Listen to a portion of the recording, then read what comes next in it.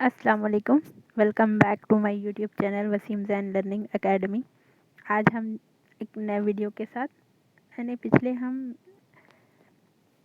T state series को हमने शुरू किया है। सबसे पहले कौन एलिजिबल होंगे, टी स्टेट क्या है, what is T state, eligibility criteria.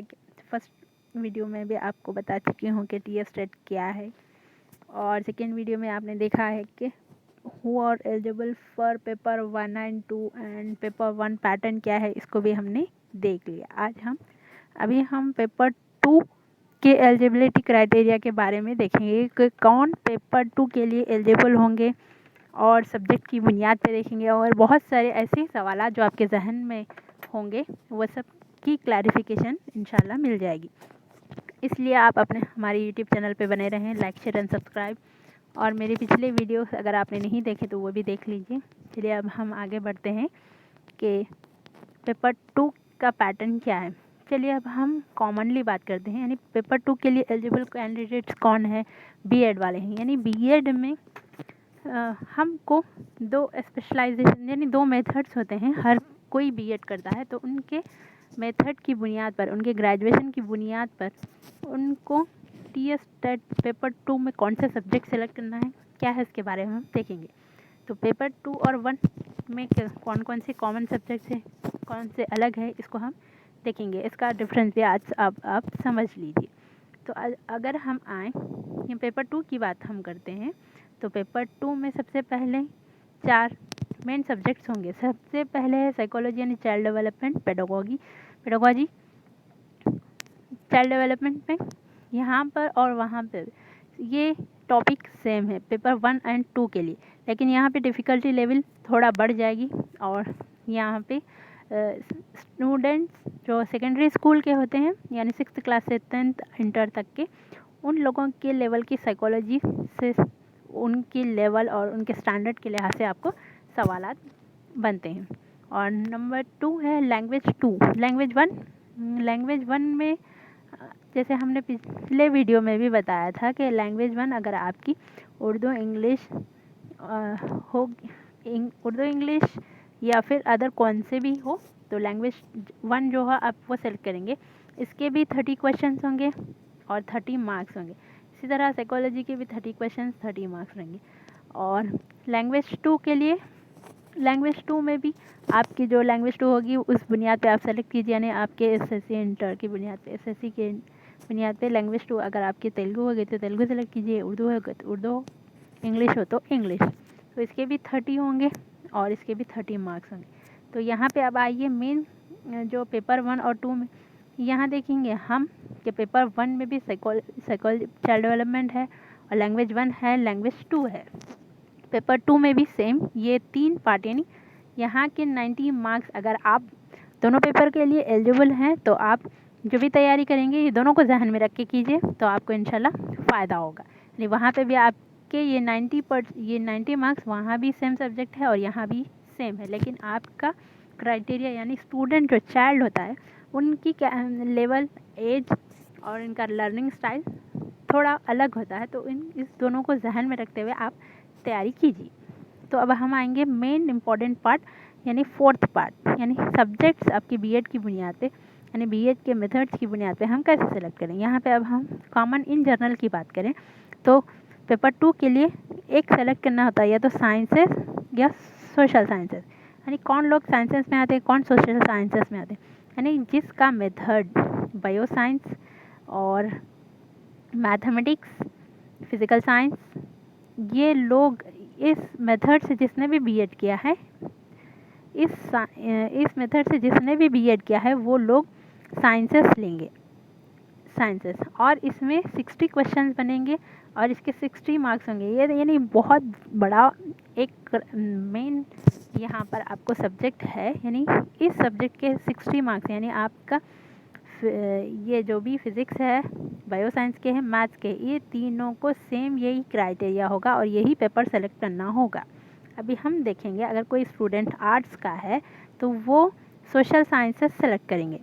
Social sciences ये भी 60 क्वेश्चन होंगे, इसके भी 60 मार्क्स होंगे। यानी इस तरीके से अगर कोई कैंडिडेट पेपर 2 के लिए अप्लाई कर रहा है तो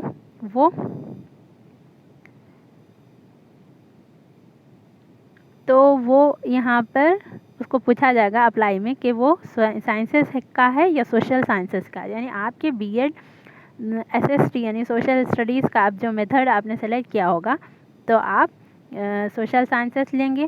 अगर आपने बायो साइंस, फिजिकल साइंस और मैथमेटिक्स मेथड्स लिए हैं तो आप साइंसेस का सब्जेक्ट पेपर इसमें ये साइंसेस सेलेक्ट करेंगे, तब आपको यहाँ से 60 मार्क्स होंगे। अगर हम यहाँ पर साइंसेस और सोशल साइंसेस में इन डेप्थ हम आगे बात करते हैं तो ये मिनिमम आप तो ये समझ गए होंगे कि पेपर 2 को किस तरह सिलेक्शन किया जाता है। जैसे आपको मालूम है कि पेपर में 1 में यहाँ पर ये 60 मार्क्स जो होते हैं, एक 30 मार्क्स मैथ्स के होते हैं, 30 मार्क्स EVS के होते हैं। तो यहाँ पर क्योंकि यहाँ पे जो स्टूडेंट बीएड करते हैं वो ग्रेजुएशन की बुनियाद पे आते हैं, हायर लेवल के स्टडीज़ के लिए यानी हायर स्कूल के बच्चों को पढ़ाने के लिए आते हैं, इसीलिए उनको उनके सब्जेक्ट्स पे ग्रेजुएशन भी ज़रूरी है, अच्छी मास्टरी भी चाहिए, इसीलिए यहाँ से उनको फोकस किया जाता है। अगर हम पेपर 1 की बात करें वहाँ पर बेसिक्स चीज़ें होती है, इसीलिए वहाँ पे मैथमेटिक्स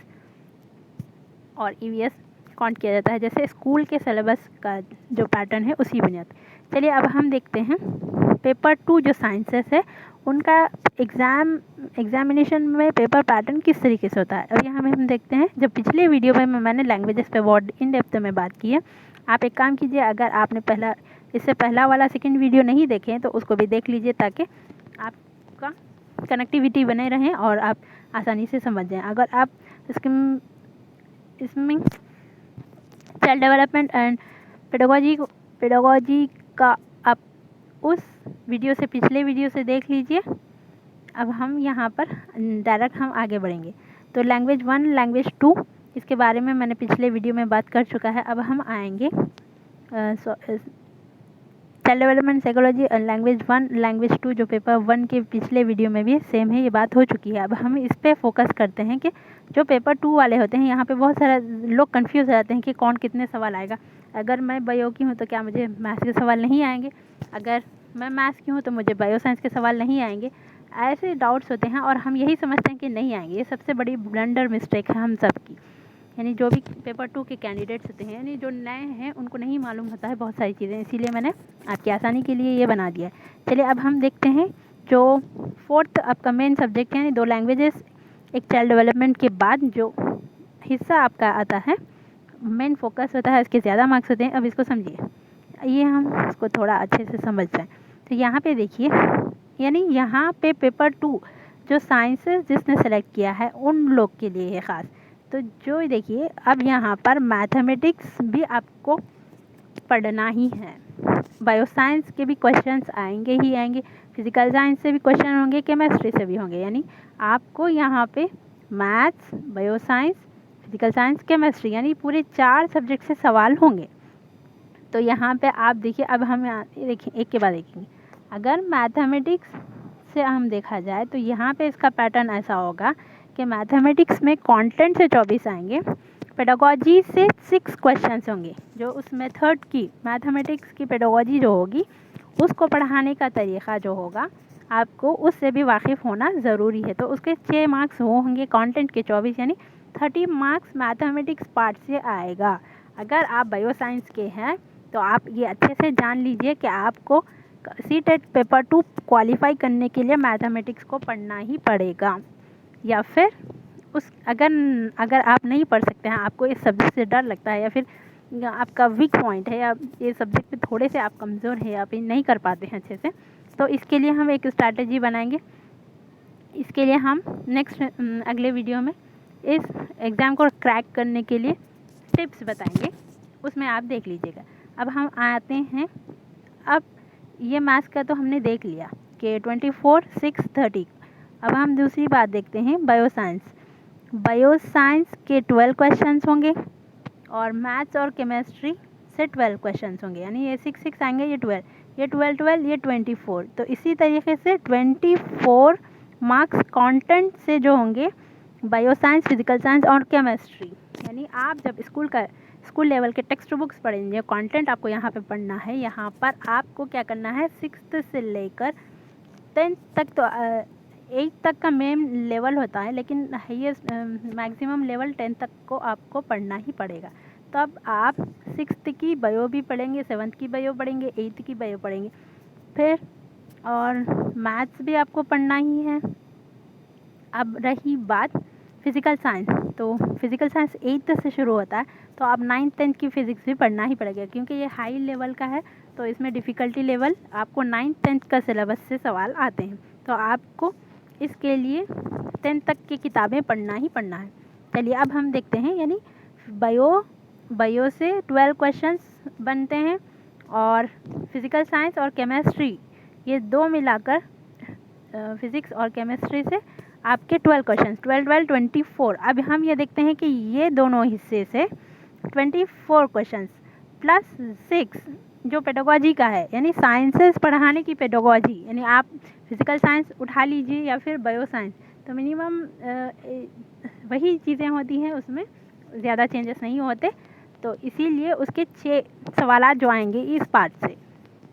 तो मैथमेटिक्स अलग सब्जेक्ट है, उसकी थोड़ी पेडागोजी, तरीक़े तो वही रहेंगे, नहीं पढ़ाने का अंदाज़ सब्जेक्ट के लिहाज से थोड़ा थोड़ा बदलते आता है, तो उसको जहन में रखते हुए उसकी पेडागोजी को देखना पड़ेगा। तो यहाँ पे देखिए, आप अच्छे से समझ गए होंगे कि मैथमेटिक्स पार्ट की पेडागोजी, यानी ये 24 + 6, और बायो साइंस, फिजिकल साइंस और केमिस्ट्री इसके 24 + 6।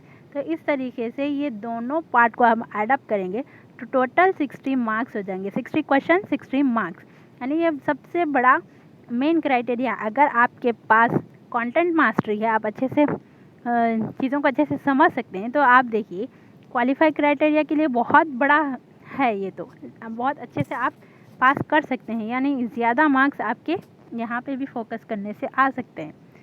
तो इसको जहन में रखिए, यानी पेपर पैटर्न में आपको यहाँ पे ये देखना है कि आप चाइल्ड डेवलपमेंट से 30, लैंग्वेज 1 से 30, लैंग्वेज 2 से 30, मैथमेटिक्स से 30, यानी कंटेंट प्लस पेडागोजी, और उसके बाद बायो साइंस, फिजिकल साइंस और केमिस्ट्री, इस 3 पार्ट से मिलाकर 30 मार्क्स।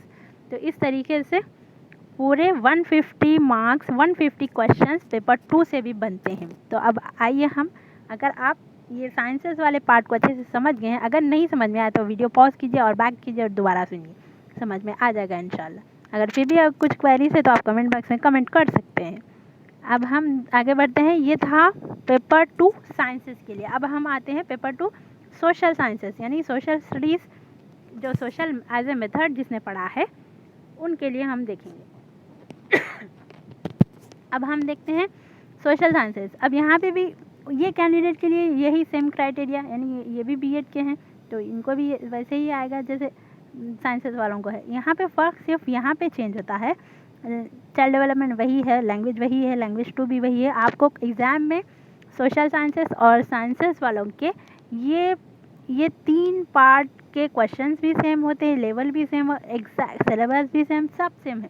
सिर्फ तब्दीली है तो यहाँ पे आपको बनती है कि यहाँ पे आपको जैसे साइंसेस से आते हैं, physical science, mathematics, bio science से सवाल आता है, तो ये सोशल वाले स्टूडेंट्स को सोशल से सवालात बनते हैं। यानी अब हम यहाँ पे इनको देखेंगे, 30 question child development, 30 language 1, 30 language 2, यानी 90 मार्क्स इनके यहाँ हो गए।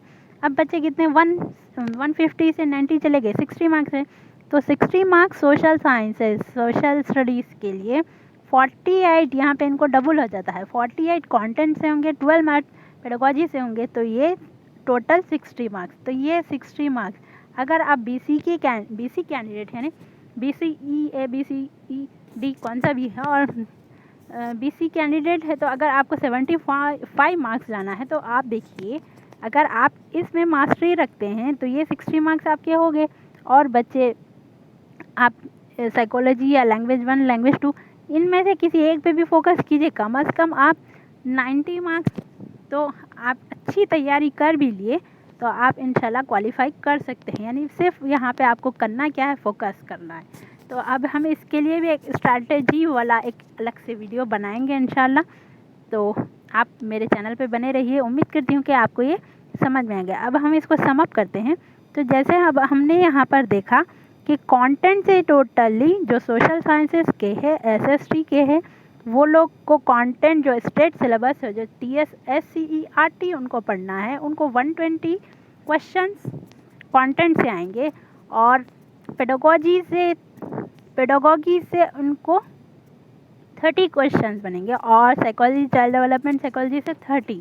तो इस तरीके से 50, यानी कंटेंट से ही 120 मार्क्स इनके बनते हैं। यानी स्कूल का जो सिलेबस है, जो आपको 6th class to minimum 8th है, मैक्सिमम 10th क्लास तक का पूरा सिलेबस आपको पढ़ना है, कवर करना है, जिसमें लैंग्वेजेस बनते हैं, 2 लैंग्वेजेस आ जाएंगे और सोशल स्टडीज़ यानी समाजी इल्म की जो किताबें होंगी, इससे आपको 120 मार्क्स, यानी अगर आप मिनिमम कंटेंट पे भी फोकस करते हैं तो आपके हाईएस्ट 120 मार्क्स आप कवर हो जाते हैं। यानी आपका कंटेंट उतना अहम है यहाँ पर बनिस्बत हम CTET के माने। लेकिन CTET को पास करना TS टेट से भी आसान है, उसकी भी अलग स्ट्रैटेजी है।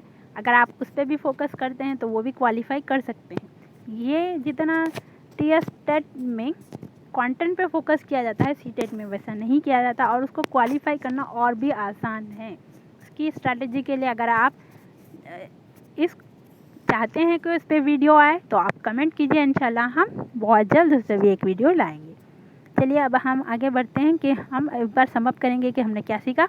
तो देखते हैं कि हमने पेपर 2 देखा था, जिसमें जो अपने BEd के मेथड की बुनियाद पे या तो साइंसेस लेंगे या तो सोशल स्टडीज़ सब्जेक्ट चूज़ करेंगे। अगर साइंसेस है तो उनको 150 मार्क्स का पेपर होगा। जैसे आप यहाँ पे मैंने डिटेल में बता दिया है कि 4 सब्जेक्ट्स होंगे, जिसमें ये जो पार्ट है आपको शायद इतना डिटेल में कौन से सब्जेक्ट से कितने मार्क्स आएंगे, इतना डिटेल आपको शायद कभी आपने देखा हो या ना देखा हो। तो अभी मेरे वीडियो से आपने कुछ नया सीख लिया है तो इसको अपने दोस्तों से ज़रूर शेयर कीजिए, ताकि वो भी अपना फ़ायदा उठाएं और आपकी बार जो टेट आएगा उसको ज़रूर क्वालिफाई करें, अपने प्रोफेशनल डेवलपमेंट करें। इसी तरह पेपर 2 का भी हमने सोशल साइंसेस के लिए भी मैंने डिटेल्स में समझा दिया है। यानी इसके भी ये सोशल साइंसेस या साइंसेस यानी ऊपर वाला जो हिस्सा है आपको सेम सवालात एग्ज़ाम में सेम पेपर होगा, सिर्फ चेंज यहाँ पे 4th सेशन में होगा। यानी ये साइंसेस के लिए ये पार्ट चेंज हो जाएगा, सोशल स्टडीज़ के लिए सोशल स्टडीज़, बाकी तमाम चीज़ें सेम होती है। इनको भी 60 मार्क्स है, आपको भी 60 मार्क्स है, सिर्फ यहाँ पे सब्जेक्ट की तब्दीली होती है। यहाँ पे सब्जेक्ट अलग हैं, यहाँ पे अलग है, क्योंकि आपने अलग तरीके से पढ़ा है, अलग तरीके से आपको अडॉप्ट करना है। तो इसीलिए फ़र्क सिर्फ इतना ही है। तो आप इन चीज़ों को समझिए, अच्छे से जान लीजिए। अगर आप मेरे चैनल पे नए हैं, अगर आप तो लाइक शेयर एंड सब्सक्राइब। अगर आपको किसी तरह का भी डाउट है तो आप मेरे कमेंट बॉक्स में कमेंट करके बता सकते हैं। Like share and subscribe, follow my channel for more updates. Thank you so much. Wish you all the best.